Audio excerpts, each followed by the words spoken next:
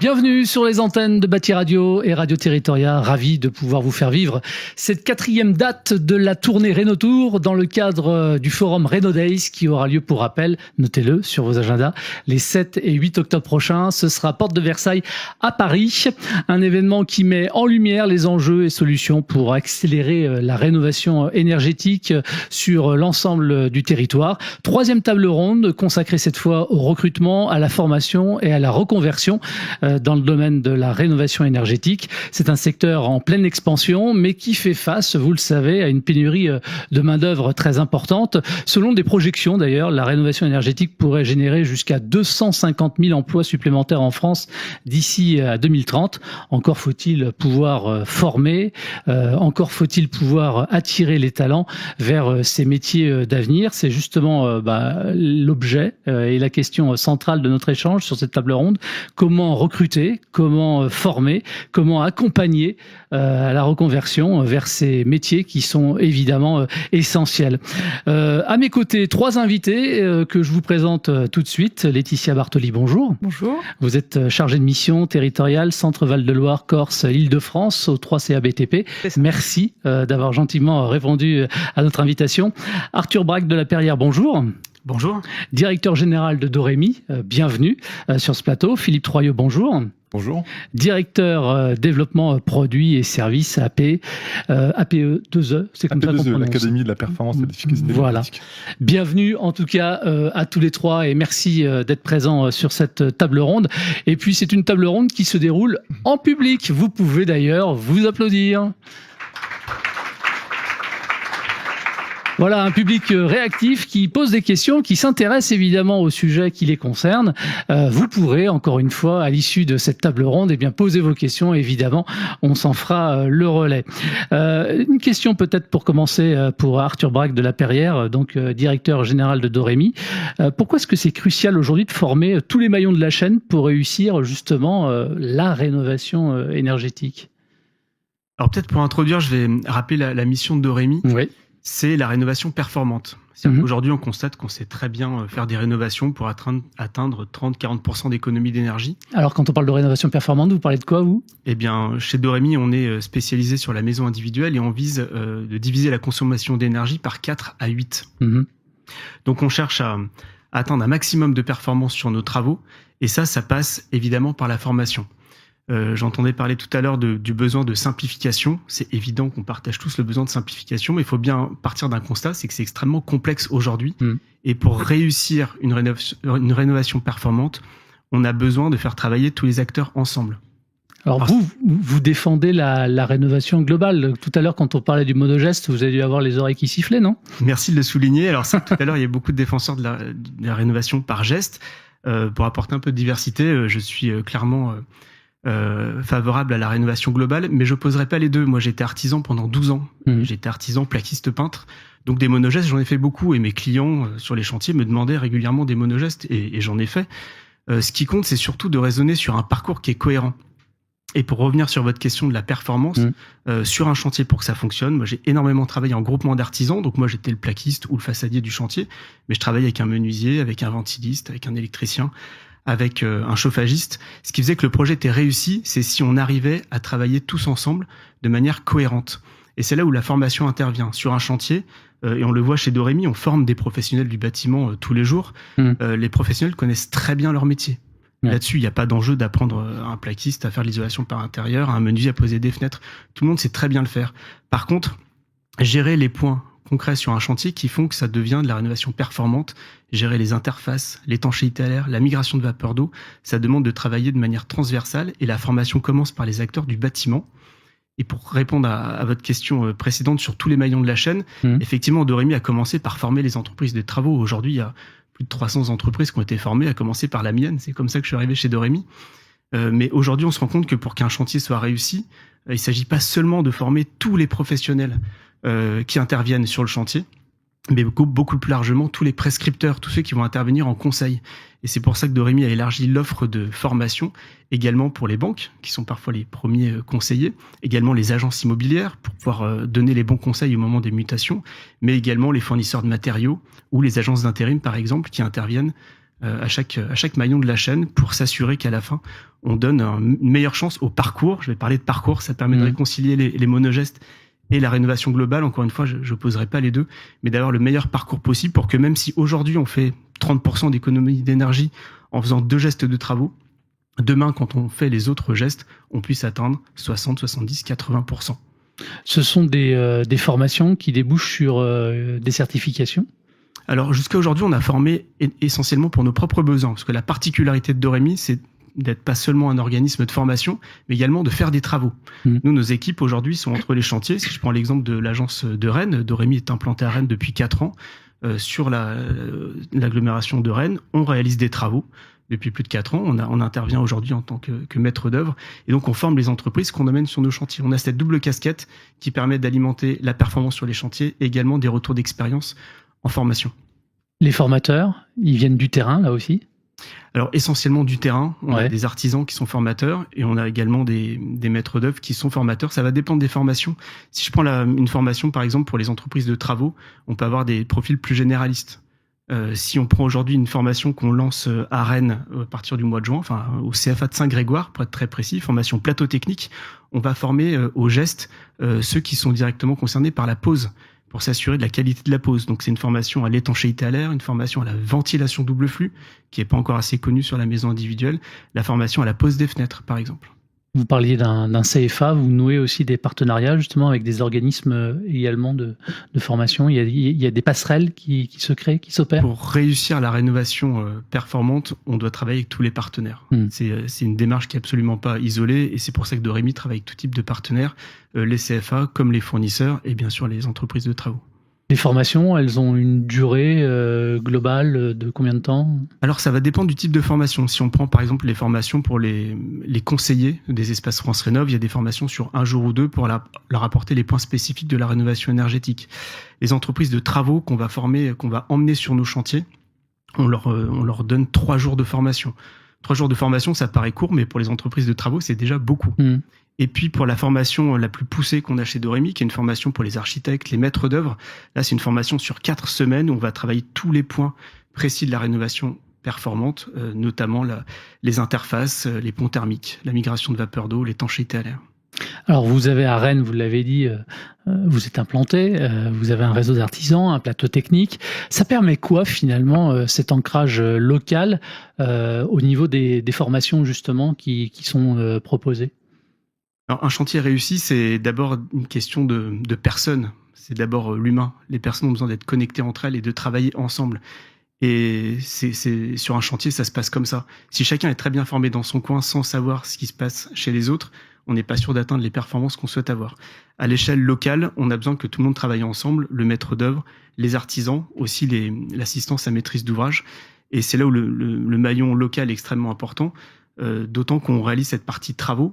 Et sur la partie chantier, on travaille avec des acteurs locaux. On ne fait pas venir depuis Paris des entreprises pour faire des travaux à Rennes. On travaille avec des entreprises qui sont localement présentes. Comme j'aime toujours avoir l'idée de me projeter comme ça, est-ce que vous avez un exemple concret, partager un chantier ou une entreprise transformée justement grâce à votre accompagnement ? Je vais vous donner 2 exemples. Parfait. On va commencer par un contre-exemple. Là, en septembre, j'ai un ménage qui m'appelle pour aller faire un travail d'isolation thermique de sa maison. Ils ont changé leur fenêtre il y a 10 ans. Hop, prochaine étape, il va faire l'isolation thermique par l'extérieur. Je viens voir la maison, je leur dis, bon, déjà, c'est dommage que vous n'ayez pas eu la ventilation. C'est un des premiers points à traiter. C'est souvent le point le plus mal traité dans une rénovation énergétique. Et puis, deuxièmement, je veux bien vous faire un devis pour votre isolation par l'extérieur. Ça va vous coûter entre 30 et 40 000 euros. Mais malheureusement, les fenêtres, elles ont été très bien posé, mais sans considérer l'étape d'après, qui est celui de l'isolation par l'extérieur. J'ai une réserve au niveau des dormants qui fait moins de 1 cm entre la pommelle et l'embrasure de la fenêtre. Donc si demain je vous isole toute la maison, une chose est sûre, ça va vous coûter cher, vous allez mobiliser des aides pour le payer, mais vous n'aurez pas du tout le résultat que vous voulez. Ça, c'est le contre-exemple qu'on cherche à éviter. C'est pour ça qu'on parle de travailler dans le bon sens et d'avoir un parcours cohérent de travaux et qu'on forme tous les acteurs pour que chacun pense à ce que l'autre va faire sur le chantier. Un exemple parfaitement réussi. Alors moi j'ai démarré, je vais donner un exemple quand j'étais artisan sur un chantier Doremi. On était 6 entreprises à être formées par Doremi pour travailler ensemble en groupement. Et on allait voir une maison individuelle, on a passé 3-4 heures pour voir tous les points spécifiques de cette maison. On avait des rampants, des combles, des enjeux d'étanchéité à l'air, une maison en mâche-fer, donc il fallait faire attention à la manière de traiter la migration de vapeur d'eau. Sur le chantier d'Orémy, on a en cours de chantier un test d'étanchéité à l'air qui permet de vérifier que tous les points singuliers qu'on a traités sur le chantier sont bien performants. On a fait un test catastrophique, ce qui nous a permis de faire une réunion de chantier tout de suite pour mettre en place toutes les mesures correctives.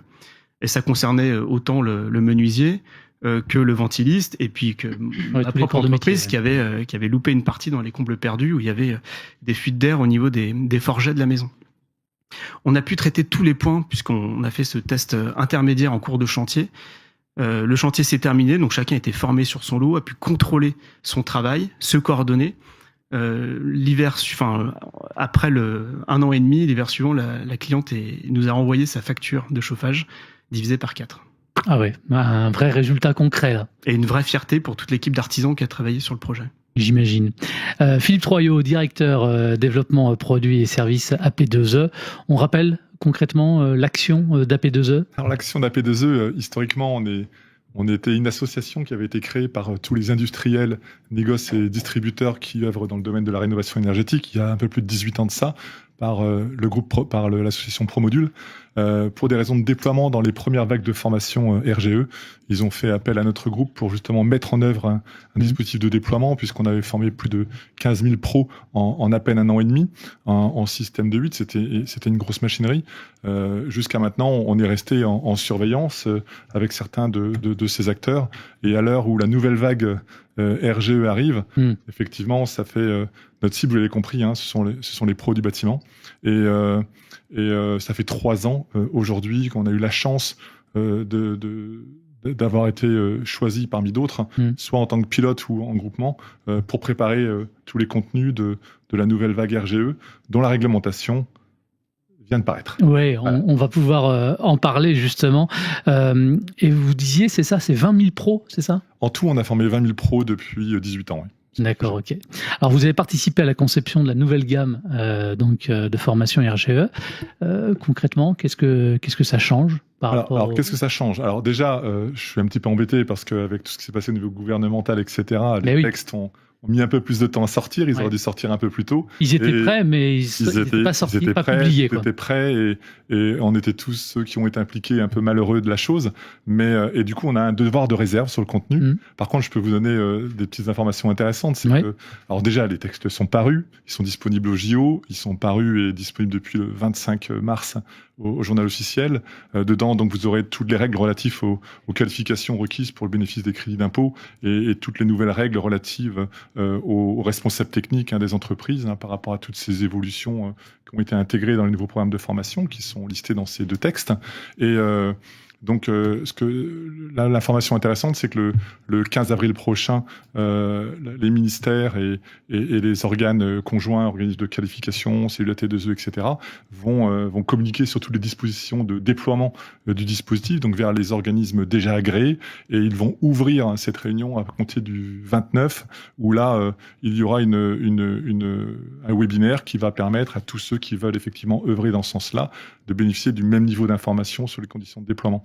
Donc, la chose qui nous a fait sourire en venant ici, c'est que vous avez vraiment bien choisi vos dates, on a fait exprès. Puisque les textes sont parus quelques jours avant le Rénotour de Rennes, et la mise en application de tout ce nouveau dispositif arrive au 1er octobre, donc quelques jours avant les 7 et 8 octobre des Reno Days. Donc c'est juste parfait pour vous. Bah voilà, exactement, au bon moment.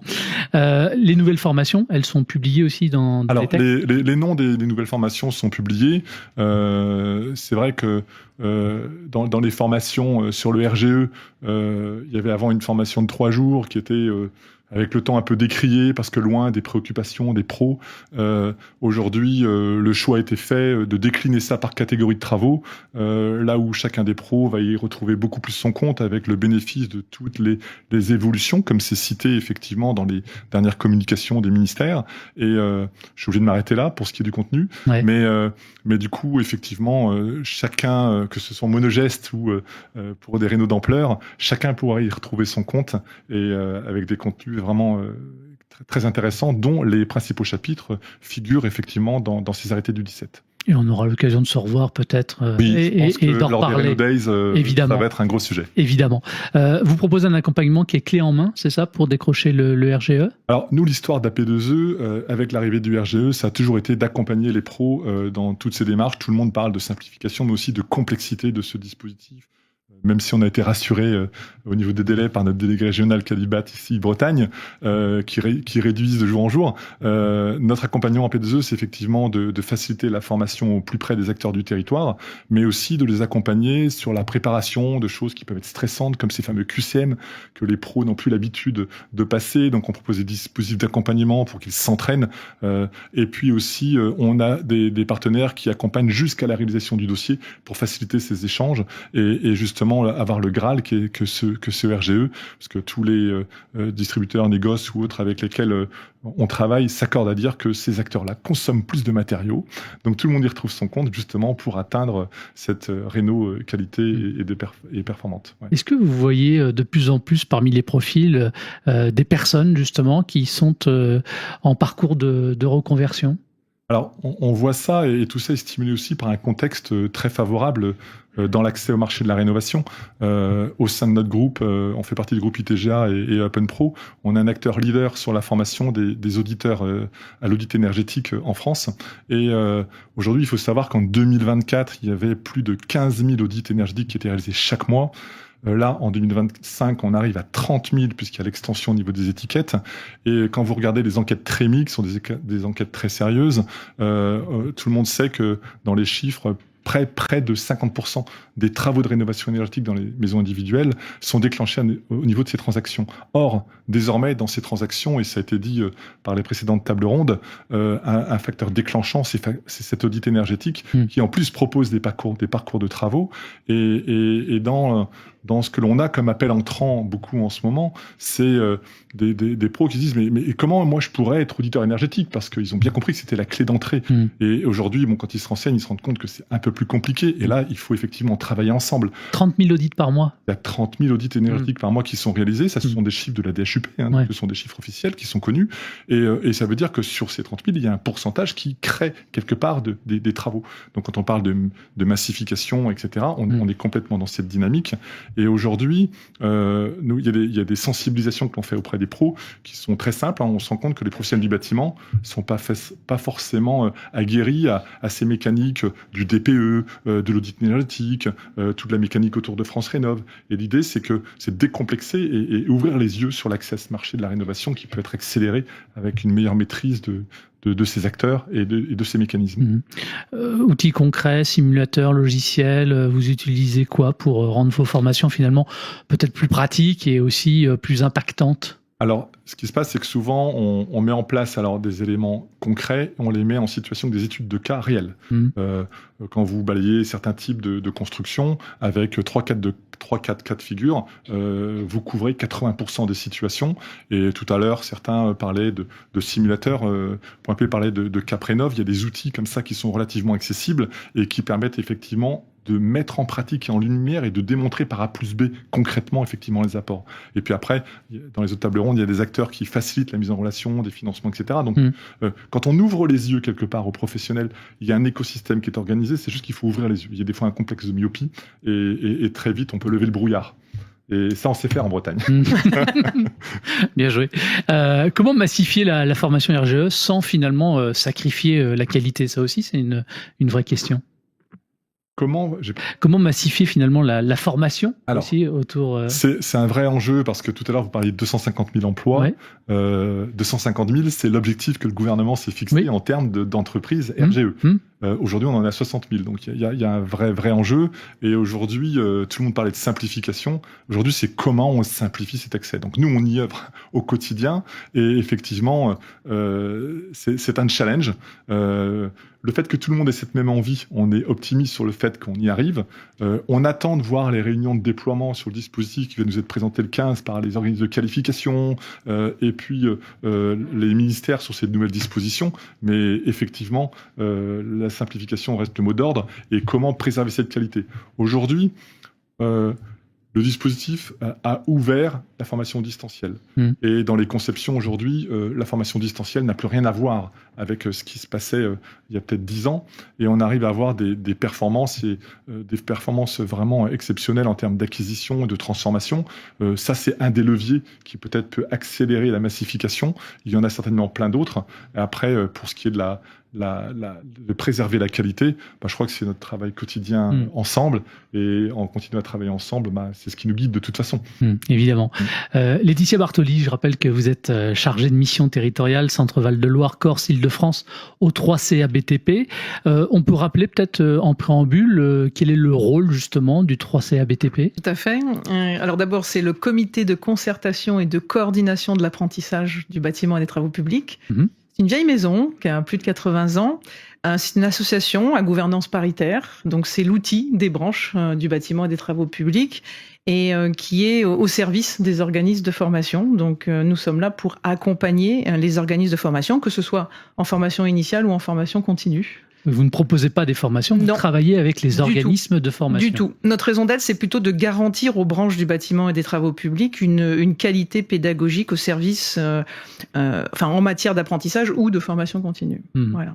On va parler du programme ensemble RénoBoost du 3CA BTP et ses objectifs pour la rénovation énergétique et notamment dans une région comme la Bretagne.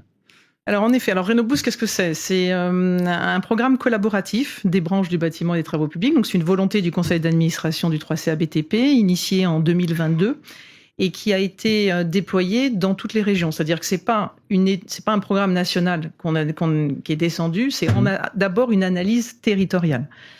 Donc c'est évidemment l'idée, c'est quelles sont les compétences dont les entreprises vont avoir besoin pour rénover ce bâti local. Donc, une analyse du bâti de la Bretagne, en l'occurrence, une analyse du bâti logement, puis après une extension sur le tertiaire et l'aménagement urbain pour définir donc ces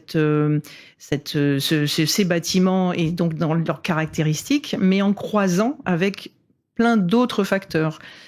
La population bretonne, est-ce que nous avons plus de maisons ou de collectifs? On sait qu'aujourd'hui, faire de la rénovation pour les bailleurs sociaux, ça va plus vite que dans une copro privée.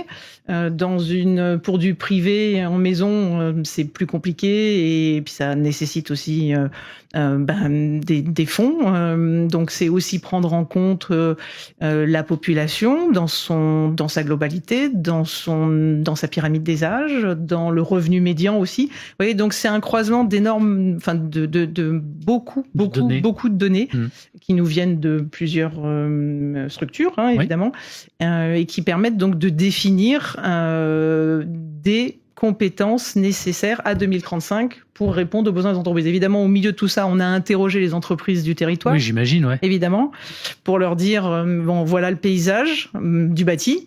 Vous avez votre entreprise, vous avez vos compétences. De quoi avez-vous besoin en 2035? Est-ce que vous identifiez les compétences nécessaires? Donc c'est une vraie analyse prospective que vous proposez. Alors justement, si on s'intéresse au bassin régional, à la Bretagne, si on parle, je sais pas moi, de la typologie de bâtiment et ensuite des besoins, qu'est-ce qu'on peut en dire? Qu'est-ce que vous en tirez, vous? Alors, quelques petites anti-sèches, parce que c'est pas ma région. Mais non, mais il n'y a pas de souci, alors il n'y a pas de problème. C'est à peu près 2 millions de logements identifiés sur cette étude RénoBoost Bretagne, alors avec 6 périodes historiques identifiées, en commençant par la Première Guerre mondiale, la Seconde, etc. Mais si on essaye de regrouper ça pour pas vous abonder de trop de chiffres, c'est 1919-1945, c'est 16% d'une construction de cette époque. 45-90, c'est plutôt 48%. Donc vous imaginez, c'est énorme. 91-2005, c'est 18,7%. Et 2006-2017, c'est 16,9%. Donc au milieu de ces dates, vous l'entendez, il y a les RT qui font les éléments clés de l'échelle temps. Évidemment, localement, après 1945, il y a eu en Bretagne une augmentation très importante des logements collectifs, et notamment de la construction de beaucoup d'HLM dans les années 50-70. Donc là, avec des bâtiments qui ont besoin énormément de rénovation. Après, si on veut avoir des éléments plus précis, sur la Bretagne, on a 15% des logements qui sont classés F et G, ce que nous avons identifié. Et si on descend sur les Côtes d'Armor, on passe à 20%.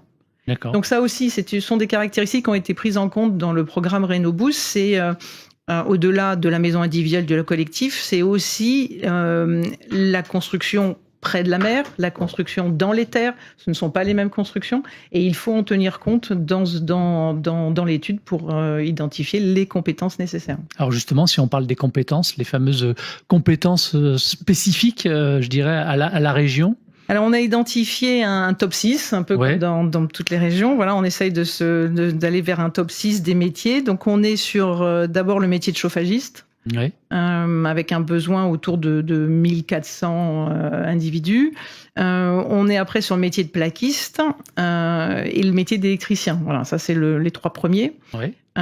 Puis, on est sur le façadier, le menuisier. Et puis après, il y a les métiers aussi d'accompagnement et de coordinateur de travaux. Ok. Voilà. Vous mettez aussi en place des dispositifs pour faciliter la reconversion professionnelle. Vous adressez aussi à ce type de public-là, bien évidemment. Oui, aussi, bien sûr, parce que là, l'idée, donc là, on parle métier, mais l'idée, c'est donc c'est la deuxième phase du programme Rénoboost, c'est la phase agir, c'est-à-dire qu'une fois qu'on a identifié ces éléments, il faut mettre en ordre de marche tout l'appareil de formation pour qu'il puisse s'emparer de ces données et puisse accompagner les entreprises pour que ces compétences soient détenues et pour que les entreprises, cercle vertueux, obtiennent leur marché et puissent participer à la rénovation énergétique des bâtiments du territoire. Donc, c'est une deuxième phase qui va démarrer. Alors là, c'est un programme sur le deuxième semestre avec réunir autour de la table les organisations professionnelles et les organismes de formation. Parce que ce programme Rénoboost, je l'ai pas dit tout à l'heure, mais il est bien piloté par les organisations professionnelles du territoire, les organisations salariées. Là, on est aussi en partenariat avec Constructis, qui est notre OPCO de la construction, l'Observatoire des métiers du bâtiment et les CERC. Vous voyez, donc c'est déjà une équipe. Et il y a un élément, peut-être que l'on peut mettre en avant, on en a un peu parlé tout à l'heure, c'est le titre Careb qui a été qui est passé en chargé d'accompagnement de la rénovation énergétique des bâtiments et pas chargé d'affaires comme précédemment. Voilà, parce qu'en fait la profession, alors c'est quelque chose qui est porté en effet par le 3CA-BTP, parce que la profession a identifié qu'il y avait un manque de compétences sur le diagnostic du bâti pour envisager la rénovation énergétique, mais surtout la relation avec le client, est un élément clé, le chiffrage des chantiers, et puis après la coordination de chantier, et puis le management aussi un peu d'équipe. Voilà. Donc en effet, le 3CA-BTP s'est emparé de ce titre et le porte aujourd'hui auprès des organismes de formation à travers un appel à candidature. Alors, qu'est-ce que c'est un appel à candidature chez nous ? C'est un OF qui peut poser candidature auprès de nous pour mettre en place le Careb dans son organisme de formation et nous l'accompagnons de A à Z. Voilà. Une question peut-être pour tous les trois pour finir. Comment la rénovation énergétique peut-elle améliorer le bien-être des occupants et quel comportement adopter pour optimiser justement ces améliorations ? On a envie de terminer là-dessus. Alors moi, je reprendrai le sujet de l'ambition qu'on doit mettre dans les travaux. Qu'on le fasse en une seule étape ou en 3 étapes, il y a plein de manières d'y arriver. L'ambition qu'on peut mettre dans les travaux, c'est d'abord pour le ménage, l'occupant. Et là, quel que soit l'enjeu climatique derrière, on a d'abord un enjeu social. Quand on arrive à diviser les consommations d'énergie par 3 ou 4, on est dans de la maîtrise de la consommation d'énergie. Et là, on apporte pour le ménage une vraie garantie, une vraie sécurité pour l'avenir. Donc, indépendamment des enjeux de confort climatique, on a cet enjeu même assez à court terme d'apporter cette maîtrise de sa consommation d'énergie. Philippe, si on parle de bien-être et de rénovation énergétique. Le bien-être pour la rénovation énergétique, pour nous, si on regarde côté AP2E, on va être plutôt un acteur des coulisses qui va permettre de faciliter le bien-être de ces personnes qui vont soit avoir besoin de trouver facilement une entreprise RGE ou des acteurs. Ils sont importants, ces acteurs. Ensemble, ils vont facilement travailler. Aujourd'hui, on sent bien qu'il est difficile de trouver forcément au bon moment les acteurs dont on a besoin. Et nous, je dirais, on est un acteur des coulisses qui va faciliter par la mise en place d'acteurs sur ce territoire le bien-être des acteurs finaux en trouvant effectivement chaussures à leurs pieds quand ils en ont besoin par rapport à cet objectif. Laetitia, si on parle de bien-être. Moi, je pourrais dire que c'est le bien-être aussi de nos jeunes qui sont en formation aujourd'hui. Et on en a peu parlé parce qu'on a plus parlé des entreprises et de la formation continue, mais c'est important de ne pas les oublier dans la formation initiale. Est-ce que c'est des métiers qui attirent d'ailleurs les jeunes? Vous arrivez à attirer les jeunes? Enfin, est-ce que les organismes de formation arrivent à attirer les jeunes? Oui. Est-ce que c'est sexy, la rénovation énergétique? Oui, vraiment. D'accord. Vraiment, ça a du sens parce que c'est au-delà d'un objectif national, c'est international, c'est planétaire. Enfin, on est tous concernés aujourd'hui. Donc le jeune qui, dans d'autres études que nous faisons, le jeune il recherche du sens dans son travail aujourd'hui. De plus en plus, les générations recherchent du sens. Et le bâtiment apporte ces valeurs, apporte ce sens. Et donc voilà, ça contribue à l'empreinte carbone et ça donne du sens à tout le monde ici. Voilà. Il y a une vraie quête de sens et là on la trouve. Exactement. Un très grand merci à tous les trois d'être venus, d'avoir répondu à notre invitation. Merci également au public pour son attention tout au long de cette journée. Merci de nous avoir suivis. Les tables rondes sont à retrouver avec l'ensemble des témoignages d'ailleurs des artisans à retrouver sur les antennes de Bâti Radio, Radio Territoria aussi pour les replays. Et puis dans un instant, on va conclure cette 4e date du Rénotour ici à Rennes avec un élu, Olivier Daès, vice-président de la métropole en charge du climat et de l'énergie et maire d'Assigné également. Ne partez pas, revenez tout de suite, on est là, à tout de suite, ciao.